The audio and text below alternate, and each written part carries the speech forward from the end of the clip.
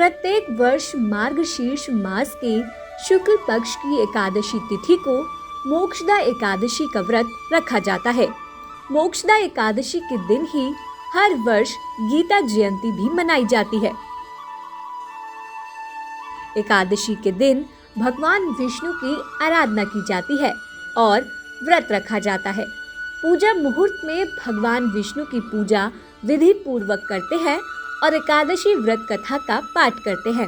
तो आइए जानते हैं वर्ष 2021 में पड़ने वाली मोक्षदा एकादशी का शुभ मुहूर्त, महत्व और पूजा विधि। पंचांग के अनुसार इस वर्ष मार्गशीर्ष मास के शुक्ल पक्ष की एकादशी तिथि का प्रारंभ 13 दिसंबर दिन सोमवार को रात 9:32 से हो रहा है। एकादशी तिथि अगले दिन 14 दिसंबर को रात 11:35 तक है। व्रत के लिए उदय तिथि ही मान्य होती है, इसलिए मोक्षदा एकादशी का व्रत 14 दिसंबर दिन मंगलवार को रखा जाएगा।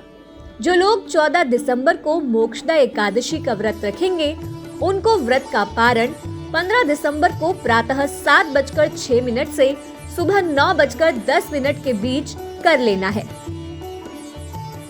मान्यताओं के अनुसार मोक्षदा एकादशी का तात्पर्य है मोह का नाश करने वाली एकादशी।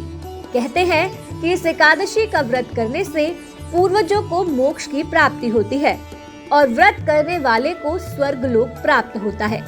हिंदू धर्म ग्रंथों के अनुसार इसी खास दिन पर भगवान श्री कृष्ण ने अर्जुन को गीता का उपदेश दिया था।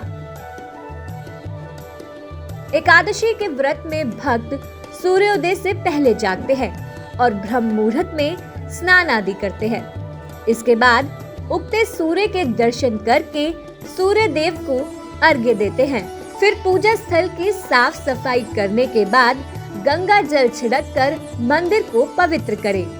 भगवान को गंगा जल से स्नान करवाएं। अब भगवान को रोली, चंदन, अक्षत, पीले फूल, पीली मिठाई आदि अर्पित करें। फूलों से श्रृंगार करने के बाद भगवान को भोग लगाएं।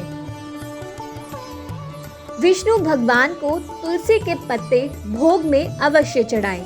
कहते हैं कि भगवान विष्णु को तुलसी अत्यंत प्रिय है।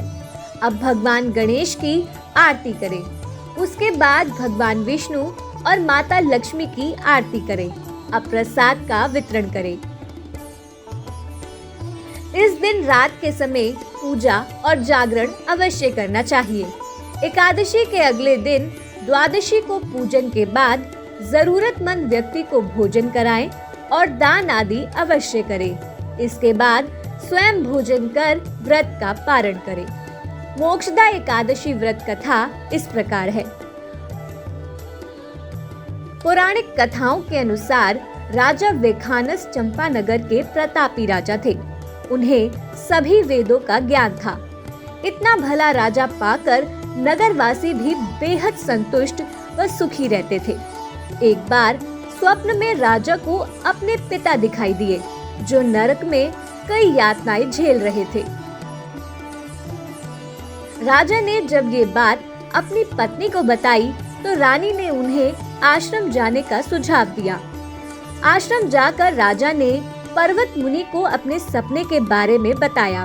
पूरी बात सुनने के बाद मुनि ने राजा से कहा कि तुम्हारे पिता ने अपनी पत्नी पर बेहद जुल्म किए थे, इसलिए अब मरणोपरांत वे अपने कर्मों का फल भोग रहे हैं। जब राजा ने इसका उपाय जानना चाहा, तो पर्वत मुनि ने उन्हें मोक्षदा एकादशी करने की सलाह दी और कहा कि इससे प्राप्त फल को वो अपने पिता को समर्पित कर दे। राजा ने पूरे विधि विधान का पालन कर ये व्रत रखा और उनके पिता को अपने कुकर्मों से मुक्ति मिल गई। तब से ही ये माना जाता है कि मोक्षदा एकादशी न केवल जीवित बल्कि पितरों को भी प्रभावित करती है। अतः आप भी मोक्षदा एकादशी का व्रत कर भगवान विष्णु की कृपा प्राप्त करें। आप हमारे संत वाणी चैनल को सब्सक्राइब करें, वीडियो को लाइक करें, शेयर करें और हाँ, बेल आइकन पर क्लिक करना बिल्कुल ना भूलें, ताकि हमारी किसी भी वीडियो की सूचना सबसे पहले आपको मिले।